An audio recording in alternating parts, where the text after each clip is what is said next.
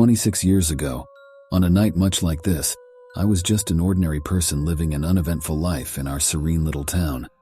The year was 1997, and I remember it vividly, as it would become a chapter of my life etched in the deepest recesses of my memory, a chapter fraught with darkness and terror.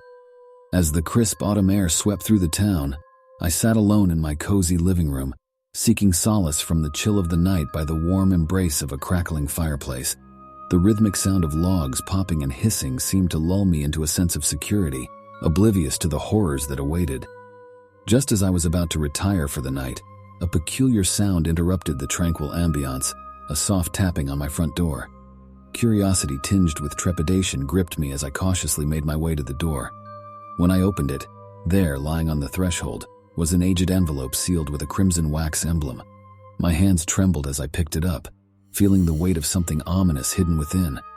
My heart raced as I broke the seal and unfolded the yellowed parchment inside. The words that greeted me were written in an antiquated script, an elegant yet unsettling calligraphy that seemed to beckon me into the unknown. It was an invitation, unlike any I had ever received before, an invitation to a gathering shrouded in secrecy, to be held on the night of the full moon, deep within the heart of the dense woods that bordered our town. The note spoke of ancient traditions, a ritual conducted only once every century, where souls seeking redemption and atonement for their darkest sins would come together. As I read those words, a chill ran down my spine, and an inexplicable force seemed to pull me towards the gathering, compelling me to confront the secrets I had long buried in the shadows of my own soul. As the moon ascended, casting an eerie glow upon the landscape, I found myself unable to resist the lure of the invitation.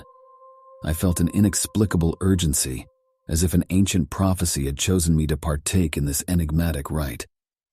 With trembling hands and a mind clouded by a mix of fascination and dread, I donned my coat and set out into the night, guided solely by the light of the moon and the intangible force urging me forward. The woods, once familiar and welcoming, now appeared ominous and foreboding. As I ventured deeper into the heart of the forest, I felt a weight pressing down on me, an unsettling sensation that I was not alone. Strange noises echoed through the trees, and the wind seemed to carry haunting whispers that sent shivers down my spine. The path I followed grew faint, and at times I thought I glimpsed fleeting shadows flitting through the undergrowth. Fear gnawed at my resolve, but the pull of the invitation was unrelenting, guiding me like a beacon through the labyrinth of the woods. As the clearing came into view, a surreal scene unfolded before my eyes. A group of robed figures encircled a flickering fire, their faces concealed by the darkness of their hoods. The air felt charged with an otherworldly energy, and a mixture of trepidation and fascination kept me rooted to the spot. Without hesitation, the figures welcomed me into their fold, their voices hushed, yet commanding.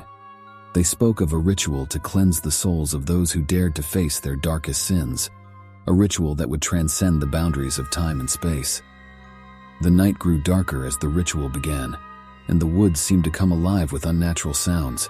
Strange symbols glowed faintly in the firelight, and the air thickened with tension, as if the boundary between the living and the dead was blurred.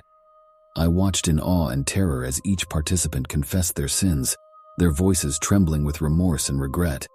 As their tales unfolded, it felt as if an ancient force within the woods was awakening, an entity hungry for redemption and vengeance alike. Finally, it was my turn to confront my past, to face the demons that haunted my conscience. As I bared my soul, memories I had long buried resurfaced, and a feeling of suffocating guilt washed over me like an unforgiving wave. The ritual intensified, and the night grew colder as the robed figures surrounded a gnarled tree, its branches reaching towards the heavens like skeletal fingers. The tree seemed to hold a secret, its bark adorned with carvings of forgotten times. The leader of the group, a figure known as the Keeper of Secrets, spoke with an air of ancient wisdom. They explained that the tree held the power to grant redemption, but at a cost, a pact that would bind us forever to the pursuit of good, to the atonement of our sins. With trembling hands, I reached out to touch the tree, sealing my pact within the very heart of the woods.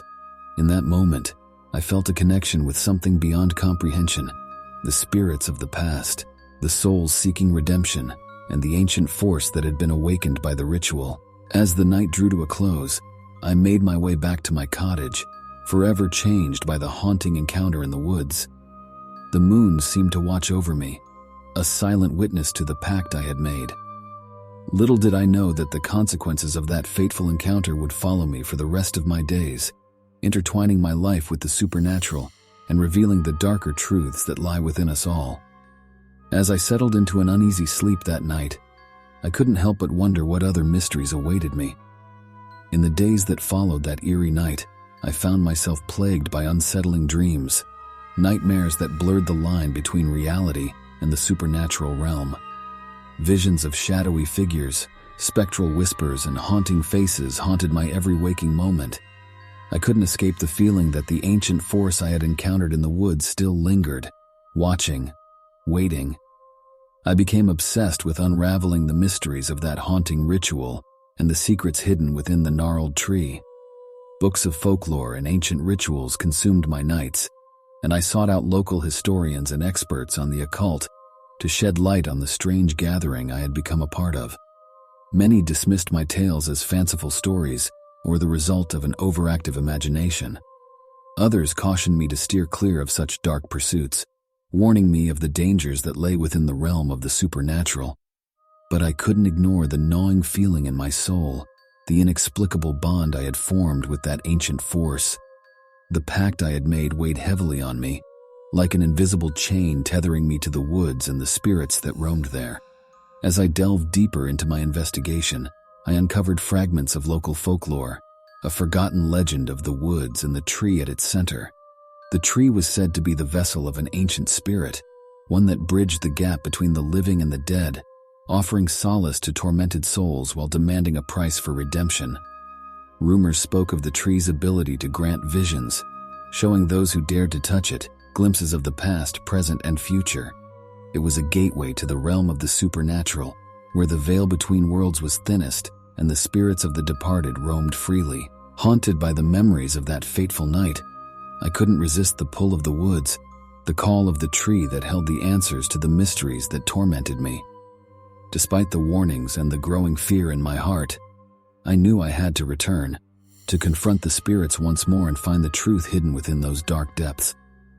Once again, I found myself in the heart of the woods, the moon casting an eerie glow upon the gnarled tree. As I touched its ancient bark, a surge of energy coursed through me, connecting me to the spirits that lingered in the shadows. In that moment, I was transported back in time, a witness to the events that had unfolded in the woods centuries ago. I saw visions of ancient rituals, souls seeking redemption, and the ethereal force that presided over it all. As the visions unfolded, I realized that the ancient force was no malevolent entity seeking vengeance, but a benevolent guardian of souls, offering a chance at redemption to those who sought it. The rituals were a testament to the human desire for absolution and forgiveness, and the tree was a vessel of compassion and understanding. I saw my own past reflected in those visions, the moments of darkness and the choices that had led me astray. It was a revelation that left me both humbled and liberated, as I finally understood the true purpose of the haunting ritual. In the heart of those ancient woods, I found the closure I sought, a chance to forgive myself and seek a path of redemption, just like the souls that had come before me. The lingering shadows of guilt that had haunted me for so long began to dissipate, replaced by a newfound sense of purpose and acceptance. With the weight lifted from my shoulders, I returned to the town, forever changed by the truths I had uncovered in the woods. The nightmares ceased, and the whispers that once tormented my mind fell silent. But the story of that haunting night did not end there. The pact I had made with the ancient force was a bond that transcended time, and the spirits of the woods would forever be a part of my journey, a reminder of the darkness and light that reside within us all. As I sit here, recounting the tale of that chilling encounter, I can still feel the presence of the ancient force, watching, waiting, guiding me on a path of redemption, a path that leads not only into the depths of the woods, but into the depths of my own soul.